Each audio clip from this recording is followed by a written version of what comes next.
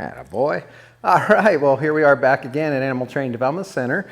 Today we have with us Oakley, and Oakley is a 1.5-year-old golden retriever, and he is here for our board and train program, and this is his last day with us. We've spent the last 10 days working and training together, and he's done a great job of training with us. So mostly, you think of golden retrievers as pretty easygoing, happy-go-lucky, really friendly to everything that they get to meet. And for the most part, that's exactly what we have when we get to know Oakley. However, he does have a bit of a dominant side to him, and that can be demonstrated when he interacts with other dogs. And in fact, it was demonstrated a little bit in the early stages of our training as he kind of balked at a lot of the lessons that we started to teach him.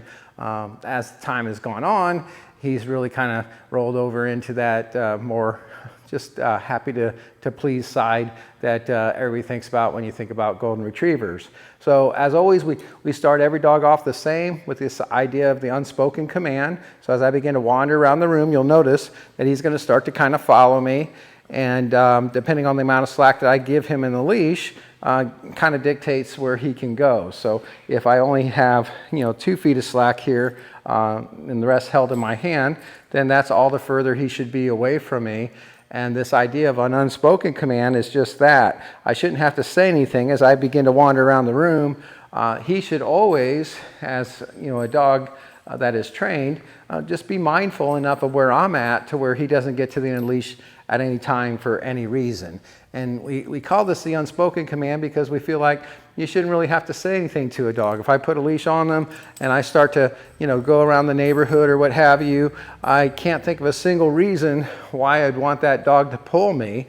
And I bet you can't think of a single reason for that either. So we're just going to let him understand, like right there, if you are going to get to the end of the leash at any time for any reason, right before you reach the end, I'm going to proactively tug in the opposite direction that you're going as a dog. So as I wander back this direction there, he's lagging a little bit. So I gave that quick tug right before I reached the end, and you can see that got the message to him, and he's doing a really good job of keeping some slack in the leash for me now. This has been going super well even outside and through heavier distractions. As you go outdoors and walk around the block, you're going to have higher levels of distraction than you have indoors without all those things that you'll find outside. And we always say distractions are to dog training as weights are to weightlifting. And so as you want to get stronger and stronger as a person, you want to lift more and more weight, but you want to do it systematically to where you don't have so much weight that you're going to hurt yourself trying to lift, and you don't have so little weight that you're not getting a good workout. And so we always just tell people the art of dog training is for you to create a challenging but doable environment for you and Oakley to work with each and every session. The next command we get into is a simple sit. Oakley, sit. Good. And sit means sit and keep sitting. Now you can say stay. Oops, not yet. Sit. You can say stay if you want to, but the way that I teach dogs is if I say sit, they're supposed to sit and keep sitting until I tell them they can stop sitting. And the way that we tell them they can stop sitting is by giving the release word. And the word we're using is just a simple okay, good boy. And you can see he got up and came toward me, tail wagging, a nice connection there. And that's what we kind of like to see is a dog that when they do get the release word, kind of means that they can do whatever they want. But we always like to see they want to come forward, get a little interaction with you. Oakley, sit. If he doesn't sit, thank you for not, because I want to show them this. We're just going to say, no, sit. And by tugging up and slightly behind his head, oops, not yet. He's trying to show you that down. We tug up and behind his head, pivoting him into that sit position. So show you that one again. Okay, Oakley, good boy. Good boy. Oakley, sit. Good, and there he's going to that down, so we're going to get him back. A little tug back, sit. Stay. There again, you can say that word if you want to. If you don't, he should still stay until you give him the release word. Good boy. Walking some circles around him is like adding a little weight to the bar in weightlifting. It's a little bit harder for him to lift, but you can see he's lifting it pretty easily there. And so we're always looking to build more distractions into our training. Maybe I just grab something like a bag here and throw it out. Good boy. You can do the same thing with treats. Oops, no, sit. Oh, this is a good chance for me to tell you, don't let him just get lazy and lay down. That's what he's trying to show you. He's been working hard on that one lately. But if he's in a sit command, don't let sit turn into a down. Make it stay into a sit until you give the release word, okay. Or until you give the down word, which we're going to do here in a little bit. Good job, Oakley. Good job, bud. Next, we're going to show you this heel command that we taught. And you chose the right side, which I think is a good side for us in America. And the reason I say that is we drive, and when we do drive, we stay to our right. And even when we walk, you'll notice that as you're walking toward people on a sidewalk, people tend to stay to the right. Well, if I'm staying to my right, my dog heels on the left. And let's say that you got a dog and you're staying to your right and your dog heels on the left. Well, as we pass each other, those two dogs are literally going nose to nose right against each other. That's probably the highest level distraction that I can think of having two dogs that haven't met work through, is without saying anything and staying focused on their owners, just walking nose to nose right past each other. Well, if my dog's on the right and I'm staying to my right, your dog's on the right and you're staying to your right, well, now we have two human bodies between the two dogs. It makes it a lot easier for them to do that. So unless you're doing some AKC related type of competition, which they still require the left side to this day, then I do recommend the right side for most people. So we're going to go ahead and show you that. Oakley, sit. Good boy. Heel is a position in relationship to your body. So Oakley's in the perfect heel position right now. His paws and my feet are parallel with each other. He's close enough that I could reach over and touch him, but not so close that he would restrict my motion to the right if I tried to turn a sharp right into him. If you ever feel like you can't go where you want to go during the heel command, he's probably not in the heel position. So you want to have complete freedom of movement. We also teach signals as far as our body language goes. If I lead with my outside foot, he should stay put in that sit position, just like he is. Very good. With the inside foot lead, and if your dog heels on the right, your inside foot is the right. We're going to go ahead and lead off with that, and there you see him popping up into position. Now, this isn't like the unspoken command in the sense that there's only one loose rule. This one has a lot of rules. In fact, when a dog is in the heel command, I feel like it's the most strict command of all that we teach them. And if we do it right, there's a reason for that. We want a dog to stay focused on us step for step. This is how we get across busy, dangerous roads. This is how we cross through the waiting room, there we go, at the veterinarian's office and stuff like that. It starts with a sit and ends with a sit. So once you give that heel command, leading with your inside foot, heel, you're looking for him to stay in position every step of the way. And then when you stop, we're looking for him to automatically sit. If I were to stop and he doesn't sit, I would just say no sit, as if I'd already told him. Like this, no sit. Good boy, Oakley. Almost kind of glad he gives me those chances to show you the techniques. You know, sometimes a dog is too good and people don't get to see what to do if they don't do it. The technique is just, again, just to tug up and behind him, pivot him into that sit position. You see we got a couple of cones here, and to add a little distraction to the mix, Oakley heel. We're going to do some figure 8 patterns. Good boy. And so going in through the middle and left around this cone, you can see that he's lagging a little behind, no heel. And then as I go right around this cone, he's going to need to slow down a little bit. If I'm keeping my same pace, he's going to have to learn to adjust a little bit to stay perfectly aligned in that heel position. Good boy. Good. Still working on that. It's going to take a while to get super, super good at, but that's not bad at all for 10 days worth of training. You can add distractions to this. You could put some treats in the middle. You could put some toys on one of the cones. Use your imagination. We could call it the art of dog training, just to create a challenging but doable environment for you and your dog to work through each and every session. I do recommend starting indoors because you can control the distractions a lot better than you can outdoors. You never know when you go outdoors when the next bird's going to fly by or the next squirrel's going to run out, or what have you. In here, we kind of know where everything's at, right? So that gives us a little bit of benefit. Next thing we teach is the simple down, down. There again, I'm kind of glad he didn't, so I can show you the correction technique. Oh, there he's going. If he didn't, I could just step down on the leash and help him toward the ground. As you put pressure on the leash at any time, whether it's pressure for the sit, or pressure when they're not heeling, or pressure when they're not doing the unspoken command, or pressure when they're not downing. Any pressure on the leash, you should try to say the word no as you apply that pressure, so that later, even when the leash is off, you can start to communicate to them. Most people, when I ask about off-leash control, everybody wants that. But in order to get that, you have to remember that the only two things that you have to communicate when the leash comes off is your body language and your voice. When the leash is on, of course, I can use that to communicate, and we need that a lot, especially in the early phases of a dog's training. But if we want to get to that point where we can have off-leash control, we have to get to that point where we can take that leash off and still have things that we can utilize to communicate with the dog. And again, that's going to be our voice and our body language. So with my body language, leading with my inside foot, no, heel. He didn't get up in time, so without breaking stride, I went ahead and made that word no, put the little pressure on the leash, and then repeated the command that he's supposed to do. That's what you want to do next, so that after the word no and the pressure comes on, we want to re-communicate to him what it is that he's supposed to do so that he can fix it. Good job, Oakley. Stopping here, looking for that automatic sit. Good, not the automatic down, so don't sit. There you go. Good boy. He fought that down for several days, and now that seems like all he wants to do.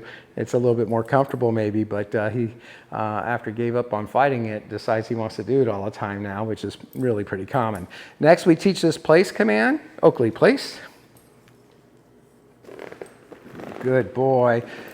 We've been using the cot here, and you might find at home, if you want to get one of these cots, they're not expensive. You can get those on Amazon. There's a variety of different sizes, colors, all that good stuff you can pick through. You can use even things like a yoga mat or a beach towel. Whatever it is that you use, you want to make sure that when he's told place, he gets on that object, and then he has to stay on that object. Now, he can do whatever he wants while he's there. So in other words, like right now, if he wants to, get up, stretch, maybe turn around, sit the other way, he can do anything he wants except get off of there. And so once again, once they're getting good at that, we want to start to add some distractions to the mix. So if I bring out a few treats, for example, and I drop these, he's in the place command. He could stand up, get a better look at this treat, but he shouldn't get off of there to try to get to this treat. Good boy. Good boy. Until I give the release word, okay, Oakley. Good job, bud. And of course, he can then have the treat. And it's important that we build through distractions, because if we don't, your obedience is only going to work in your living room when there's nothing going on. And we all want our obedience to work even as the distraction levels really rise up and we start to encounter things that are going to challenge our dog to listen to us or do what they think they should be doing instead. For example, maybe even chasing a squirrel across a busy road might be their instinct, but of course you and I know that by doing that could endanger their lives, right? So we want to make sure that we're building them through distractions, and that's one of the things that you're going to continue to work on even after our program is over here together and as you begin to practice these things at home. You're going to get a private lesson, so you come pick up your dog, and we always tell people after 10 days of being apart, it's not the time for us to do a lesson then. Dog's excited to see you, you're excited to see them. Let's go ahead and get you guys back together, maybe spend a couple of days, maybe even a week, hanging out, watch the video, work on some of the things that you see us doing here in the video, and then we'll get together, set up a time where you can come back and I can coach you through all these things in person. Next thing we taught him is this idea of the bed, and I know that you guys don't really need this at home, and that's fine. If a dog doesn't need to be in there, then they don't need to be in there. But I've always said, although a dog doesn't have to be in a crate, they should always be trained to be able to go in a crate on command if need be. And so we've been using the word bed based on what you've asked us to do. So right here we just tell him bed. And then just like the place command, he could do whatever he wants while he's in there. He just shouldn't try to get out. No, bed. It's just stepping in there. Good. Until you give the release word, okay. Good job, Oakley. There again, that may not be one that you have to use a lot at home, But believe me when I say it's worth the time to do, and the fact that we've done it for you already means that if you do ever have to leave him and maybe has to be boarded somewhere, this really lowers his anxiety. And the first couple of days we started on this, he was terribly anxious about it, and kind of overreacting to all that. And so what we were able to do is desensitize him to that, which has really lowered his anxiety overall, which I know is one of the things that you're hoping we're going to be able to help you with in this program. Let's do this. Place. Good boy. When they're on their place command, you can put toys on there for them, and he does love to chew on appropriate type toys, so Kong toy or other suitable type of toys, and they can have those and maybe entertain themselves while you watch a movie or the news or something like that. And the idea being, we're going to help lower, again, the anxiety that he has. A lot of dogs, if they're not given the time to learn this, will get overly dependent on their people, meaning if they're not touching you, if they're not being pet by you, if you're not talking to them, they get very anxious, and so they become demanding, and they start to have issues because they lack self-confidence. Well, me just helping him learn that you can be here and be okay being here without me having to talk to you and touch you and pet you all the time really allows for him to develop some self-confidence. So you're probably going to get home, and when you guys get him later on, you're going to say, wow, he just seems to be more mature because he's not as anxious. And that's very true, because we've worked a lot on these type of techniques that are doing that for you. Finally, we taught the come command, and this one again is still in progress. As we teach the come command, there's a hand signal that goes with it. It's just kind of like that sort of thing. And then when you're doing this right now, I would like you to try to step back at least 3 good steps as you give the command. Before you step back, please look over your shoulder, make sure you don't trip over anything, and give yourself a little bit of a lane. And so I'm going to say, come. Good, there you go. And when he gets to you, right there, we want him to sit. And it's really important, if we don't teach him to come and sit, trust me when I say he's going to learn to come and go all at one time. We call those doggy flybys, and it's kind of funny if you're not in a dangerous situation. It's kind of scary if you are. Okay, so make sure that when you call him, he learns that he's not going to get talked to, he's not going to get pet, and he might even get corrected if he doesn't come and sit. Let's try that one more time. Oakley, come. Good boy. There you go. Good. That's the one. Good job, bud. Good. Okay. And you can see it's kind of fun for him. His tail was going. He was kind of happy to, come to me. And you could kind of even reward him systematically with treats. But if you're going to do that, I would say don't do it systematically. Do it in a variable, what's known as a variable rate of reinforcement. So just like Las Vegas, they learned a long time ago, if we tell people you might win a jackpot if you keep pulling that lever. Some people will spend their whole paycheck pulling that lever hoping for that jackpot. I want a dog to think same thing with the command come. If I call you, it's not a guarantee you're going to get a big reward when you get to me, but there might be a jackpot in it for you sometimes, and that will make them hope for but not expect that big reward. And so what I'm saying is, if you're going to give treats, don't give them every time.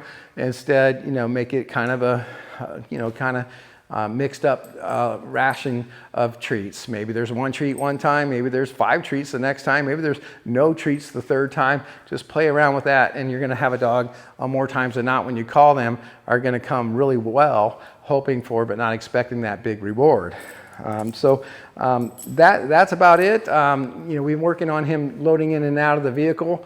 We call the word hup. So we call these healthy habits. I like to make a dog sit as I open the door, and then I use the word hup to get in. And in my van, we have side-by-side crates that they travel in. So I'm saying hup, bed in his place. Again, the first few days, we really kind of wrestled with each other over that one, but he's doing really pretty well with it now, although he's not leaping into it all on his own. He's jumping up with his front paws and then needing a little help, getting his rear end up into the back of the van. Maybe your car isn't that tall and won't be a big deal for you, but he's on his way to getting really good at that one as well. So again, overall, we've really enjoyed having Oakley. He's super beautiful dog, as you can see. Very friendly dog, loves kids, loves other dogs. Has a little dominant side, which, you know, that's all good. I think that he's the type of Golden that a lot of people don't recognize as he plays. Sometimes he really kind of takes the dominant role, but he loves to play and he loves to get along. He's got a little stubborn streak, but that comes with that dominant side that he carries. And so all I can ask from owners when they have a dominant dog is be a little stronger willed, be a little more stubborn than he is, and then follow through with the training that we're going to give you. And you're also going to get a 5-pack of drop-in classes, which means that you're going to be able to stop in whenever you like on days that we have drop-in classes available, and participate in a group type training where you can practice with him, and I can kind of coach you through as you handle him through all the fun that we have in drop-in classes. So once again, we'd just like to thank you for your confidence and trust in us and allowing for us to take care of him while you're gone on your vacation. I hope you had a great time, and I am excited to see him when you get back. So as always, we thank you for that trust, and we'd like to wish you all happy training. Okay, Oakley, good boy. Good boy.